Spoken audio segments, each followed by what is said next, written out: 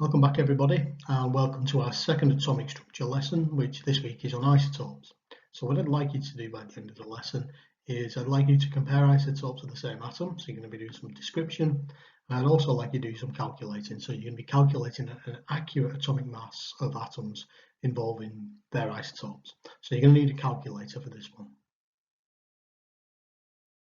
We look forward, we're going to look backwards, we're going to retrieve, and we're going to see what you've committed to your long-term memory. What can you remember from the last lesson? So here's the question on the screen. It says an atom has a mass of 24 and an atomic number of 12, and I'd like you to describe the structure of that atom. Pause the video now and write down your answer. Okay, so how did you do? Describe the structure of this atom. When you're talking about atoms, you're talking about pen, aren't you? Protons, electrons, and neutrons. So you've got 24 and 12. So this atom would have 12 protons, it would have 12 neutrons. So Pe, the bottom number, which is 12, and the number of neutrons is calculated by going 24 minus 12. So it would also be 12 on this occasion. And if you wanted to go a little bit further, I'm not so sure that the answer needs it, but just to recall it, the protons and neutrons, if you remember, they're found in the nucleus of an atom. And then surrounding that nucleus, you've got those shells, and that's where the electrons are. Well done if you got that right. If you're not so sure about that, you maybe need to go back and look at lesson 1 in this series. So on the screen at the moment, we've got two big capital C's. That means that what we've got is two carbon atoms. But you'll see the numbers are slightly different. The one on the left says carbon with a 12 at the top and a 6 at the bottom. And the one on the right has a 6 at the bottom, but it also has a change at the top. It's got a number 14. Now, if you were going to compare those two in terms of protons, electrons, and neutrons, what would you write? Why don't you pause the video now and see if you can do that? Okay, so the one on the left, carbon 12, it has 6 protons, 6 electrons, and 6 neutrons. But the one on the right has 6 protons, 6 electrons also, but it has a different number of neutrons. It has 8 neutrons. So if you're comparing them, you can say they've got the same number of protons and electrons, 6 each, but they have a different numbers of neutrons. They are the same atom. They are both a carbon atom, but they have different numbers of neutrons. And that is where this word isotope comes from. Isotope is the same atom, but a different number of neutrons. The one on the right, because it's got 2 extra particles, is just slightly heavier than the one on the left.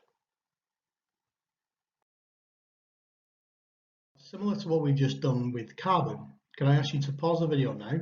And you've got 2 atoms of chlorine on the screen, 2 isotopes of chlorine even, 35 and 37. Could you compare those 2 isotopes? Okay, how did you go on? So both isotopes have 17 protons and 17 electrons, the bottom number. But chlorine 35 on the left has 18 neutrons. But chlorine 37 on the right has 20 neutrons. This chlorine and isotope idea in a little bit more detail. Okay, there are 2 isotopes of chlorine. One has a mass of 35 and one is a little bit heavier, has a mass of 37. Now on the periodic table it says 35.5. Now that atom doesn't exist, but that calculation of 35.5 comes from 35 and 37. And let me show you how we arrive at that.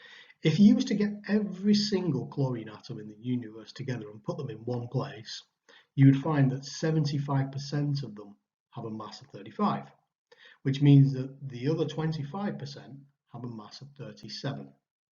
So how do we get to 35.5? Well, just look at this really simple calculation. If you used to go 75% times 35, like that, 0.75 times 35, that would give you a number of 26.25. Now, if you did the same for the chlorine, so you took the 25% and times it by 37, so it would be 0.25 times 37, that would give you in a calculator 9.25. And if you add those 2 numbers together, you miraculously get to 35.5. And that's why that number is on the periodic table. For you to have a go at, we've got 2 lithium atoms, one with a mass of 7 and one with a mass of 6. The one with a mass of 7 is 87%, and the one with a mass of 6 is 13%. So using the method I've just shown you, can you calculate the accurate mass of lithium? Okay, so how did you do? Well, what you should have done is for lithium 7, you should have gone 0.87 times 7, which would have given you a number of 6.09. And then you should have gone 0.13 times 6, and that would have given you 0.78.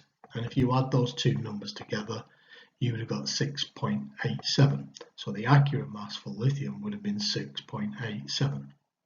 Now, this is a tough calculation. It's a tough one to recall, but it's worth a lot of marks on the exam, so it's well worth a little bit of effort. Your work to complete at home and to either do on paper, take a picture of it and email it to your teacher, or better still, to put it on Google Documents and send it via Google Classroom.